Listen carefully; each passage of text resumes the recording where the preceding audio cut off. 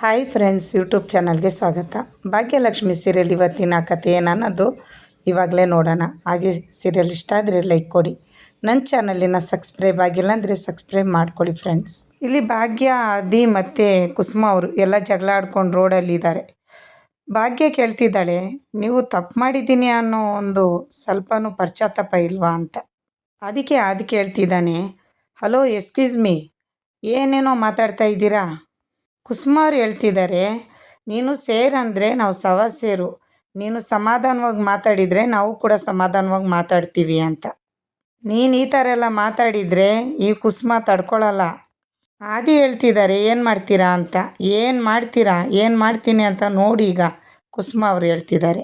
ಅದೇನೋ ಮೀಟಿಂಗ್ ಹೋಗಬೇಕು ಅಂದ್ಕೊಂಡೆಲ್ಲ, ಅದು ಕನಸು ಅಂದ್ಕೊಂಡ್ಬಿಡು. ನಿನಗಿನ್ನ ಈ ಕುಸುಮ ಬಗ್ಗೆ ಗೊತ್ತಿಲ್ಲ.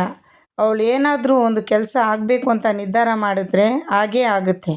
ಆದಿ ಹೇಳ್ತಿದ್ದಾರೆ, ಏನು ಮಾಡ್ತೀರಾ, ಡೋಂಟ್ ಕೇರ್ ಅಂತ.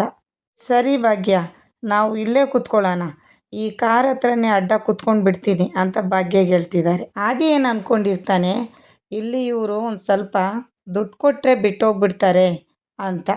ಸ್ವಲ್ಪ ದುಡ್ಡು ಕುಸುಮ ಅವ್ರ ಕೈ ಮೇಲೆ ಇಟ್ಬಿಟ್ಟು, ಸರಿ ಈ ದುಡ್ಡಿಗೋಸ್ಕರ ತಾನೇ ನೀವು ನಾಟಕ ಆಡ್ತಾ ಇದ್ದಿದ್ದು, ನನಗೆ ಕಾರ್ ಎತ್ತಿ ದಾರಿ ಬಿಡಿ, ಹೋಗಬೇಕು ಅಂತ ಹೇಳ್ಬಿಟ್ಟು ಆದಿ ಕಾರ್ ಒಳಗೆ ಹೋಗಿ ಕೂತ್ಕೊಂಡ್ಬಿಟ್ಟು ಜಾಗ ಬಿಡಿ ಅಂತ ಇರ್ತಾರೆ. ಕುಸುಮಗೆ ತುಂಬ ಕೋಪ ಬರುತ್ತೆ.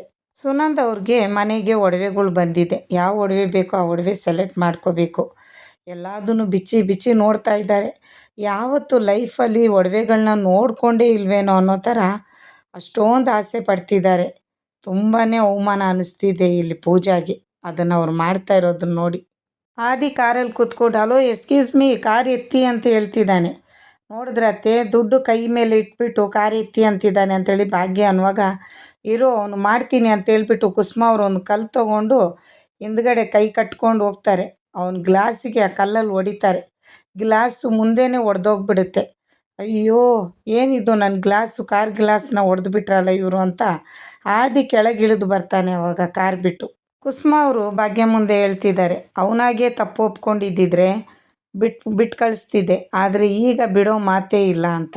ನಮಗೆ ದುಡ್ಡು ಕೊಟ್ಟು ತಪ್ಪಿಸ್ಕೊಂಡು ಹೋಗೋಕೆ ನೋಡ್ತಾನೆ ಇವನು. ಕಾರ್ ಗ್ಲಾಸ್ ಹೊಡೆದಿದ ತಕ್ಷಣ ಇಲ್ಲಿ ಭಾಗ್ಯ, ಅತ್ತೆ ಏನು ಮಾಡಿಬಿಟ್ರತ್ತೆ ಅಂತ ಕೇಳ್ತಾಳೆ.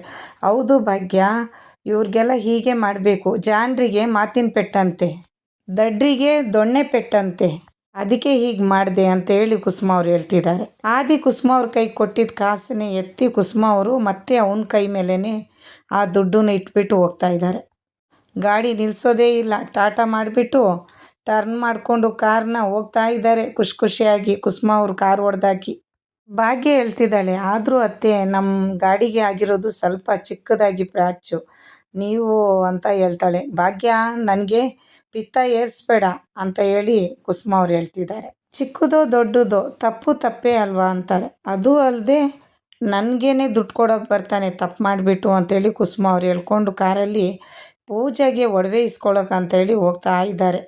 ಇಲ್ಲಿ ನೋಡಿದರೆ ಸುನಂದ್ ಅವರು ಪೂಜೆಗೆ ಮೇಲೆ ಒಡವೆಗಳ್ನ ಹಾಕಿ ಚೆನ್ನಾಗಿ ಕಾಣ್ತಿದ್ಯಾ ಅಂತೇಳಿ ನೋಡ್ತಾನೆ ಇದ್ದಾರೆ. ಆದರೆ ಪೂಜೆಗೆ ಸ್ವಲ್ಪನೂ ಇಷ್ಟ ಇಲ್ಲ.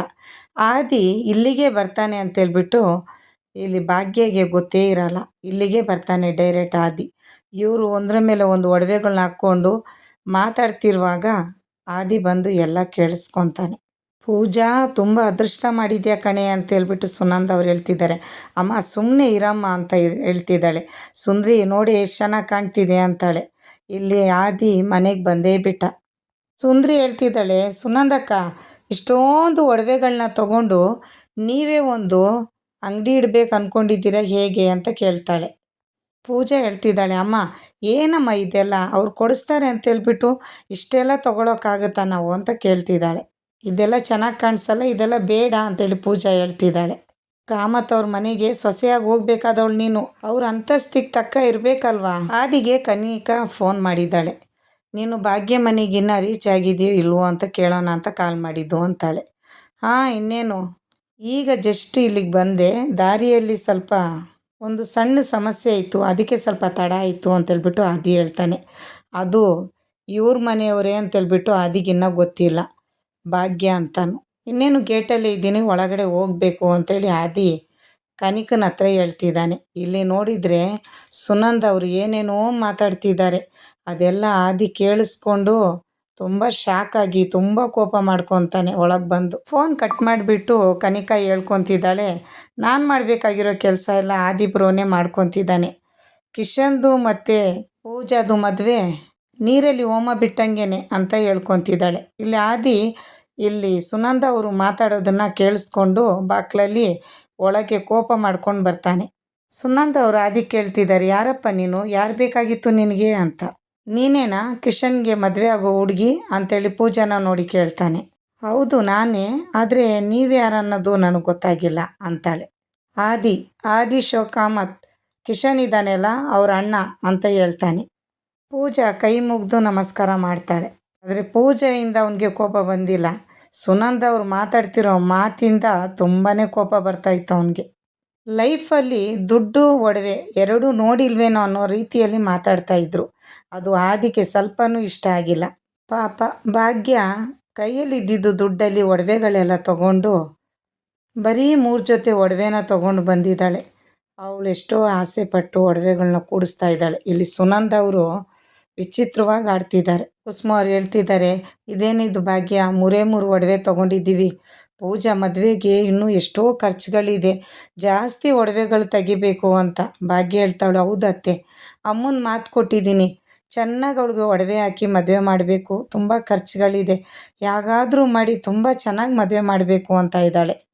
ಭಾಗ್ಯ ಮನೆಗೆ ಬರೋ ಅಷ್ಟರಲ್ಲಿ ಕುಸುಮ ಅವ್ರನ್ನ ಕರ್ಕೊಂಡು ಇಲ್ಲಿ ಸುನಂದ ಅವರು ಎಲ್ಲ ಎಡವಟ್ಟು ಮಾಡಿಕ್ಕಿರ್ತಾರೆ ಮನೆಯಲ್ಲಿ. ಸುನಂದ ಅವರು ಆದಿ ಹತ್ರ ಹೇಳ್ತಿದ್ದಾರೆ, ನಿಮ್ಮ ಅಂತಸ್ತಕ್ಕೆ ತಕ್ಕನೇ ಒಡವೆಗಳನ್ನೆಲ್ಲ ತೆಗ್ದಿದ್ದೀನಿ ಅಂತ.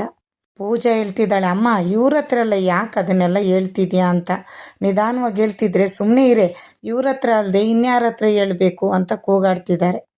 ಇವ್ರು ಯಾಕೆ ಬಂದಿದ್ದಾರೆ ನನಗೆ ಗೊತ್ತು, ಇಷ್ಟೊಂದು ಒಡವೆ ತೊಗೊಂಡಿದ್ದೀನಲ್ಲ ಇದಕ್ಕೆಲ್ಲ ದುಡ್ಡು ಕೊಡೋಕೆ ಬಂದಿದ್ದಾರೆ ಅಲ್ವಾ ಆದಿ ಅವರೇ ಅಂತ ಹೇಳ್ತಿದ್ದಾರೆ ಸುನಂದ ಅವರು. ಆದಿಗಂತೂ ಇವ್ರ ಮಾತು ಕೇಳಿಸ್ಕೊಂಡು ಅಸಹ್ಯ ಅನ್ನಿಸ್ತಿದೆ, ಕೋಪನೂ ಬರ್ತಿದೆ. ಒಡವೆ ಅಂಗಡಿಯವ್ರ ಮುಂದೆ ಹೇಳ್ತಿದ್ದಾರೆ ಸುನಂದ ಅವರು, ನೋಡಿ ಇವರು ಬೀಗ್ರ ಮನೆಯವರು, ದೊಡ್ಡ ಮಗ, ಆದರೆ ನಾವು ತೊಗೊಂಡಿರೋ ಒಡವೆಗೆಲ್ಲ ಇವರೇ ದುಡ್ಡು ಕೊಡೋದು, ಇವ್ರು ದುಡ್ಡು ಕೊಡೋಕೆ ಬಂದಿದ್ದಾರೆ ಅಂತ. ನೀವು ಎಷ್ಟಾಯಿತು ಅಂತ ಹೇಳಿ ಅವ್ರು ಈಗಲೇ ಕೊಟ್ಬಿಡ್ತಾರೆ. ಆದಿಯವರೇ ನೀವು ನೋಟಲ್ಲೇ ಕೊಡ್ತೀರಾ ಇಲ್ಲ ಅದೇನು ಉಚ್ತಾರೆ ಅಲ್ಲ ಅದೇನು ಕಾರ್ಡು ಕೊಡ್ತೀರಾ ಅಂತ ಕೇಳ್ತಾಳೆ. ಆದಿಯವರೇ ನೀವು ಯಾಕೆ ಸುಮ್ಮನೆ ಇದ್ದೀರಾ, ಸರಿ ನೀವು ದುಡ್ಡು ಕೊಡ್ತಾ ಇರಿ, ನಿಮಗೆ ಕುಡಿಯೋಕ್ಕೆ ನಾನು ಏನಾದರೂ ತೊಗೊಂಡು ಬರ್ತೀನಿ ಅಂತ ಸುನಂದ ಅವ್ರು ತಿರುಗುವಾಗ ಬೇಡ ಅಂತ ಆದಿಯವ್ರು ಹೇಳ್ತಾರೆ. ಅದರ ಅವಶ್ಯಕತೆ ಇಲ್ಲ, ನೋಡಿ ಇಲ್ಲಿ ಒಂದು ಮಿತಿ ಅನ್ನೋದು ಇರುತ್ತೆ. ಒಂದು ಗೆರೆ ಅಂತ ಹೇಳ್ಕೊಂಡ್ರೆ ಆ ಗೆರೆ ದಾಟಿ ಬರಬಾರ್ದು. ಅದು ನಿಮಗೂ ಒಳ್ಳೆಯದು, ನಿಮ್ಮ ಜೊತೆಲಿರೋರ್ಗೂ ಒಳ್ಳೆಯದು, ನಿಮ್ಮ ಸುತ್ತು ಇರೋವ್ರಿಗೂ ಒಳ್ಳೆಯದು ಅಂತ ಹೇಳ್ಬಿಟ್ಟು ಆದಿ ಹೋಗ್ಬಿಡ್ತಾನೆ. ಸುನಂದ ಅವರು ಸ್ವಲ್ಪ ಓವರಾಗೆ ಮಾತಾಡಿಬಿಟ್ರು ಅಂತ ಹೇಳಿ ಮನೇಲಿರೋ ಪೂಜಾಗೂ ಕೂಡ ಬೇಜಾರಾಗಿದೆ. ಇಲ್ಲಿಗೆ ಕತೆ ಮುಗ್ದಿದೆ. ನಾಳೆ ಸಂಚಿಕೆಯಲ್ಲಿ ನೋಡೋಣ. ಬಾಯ್.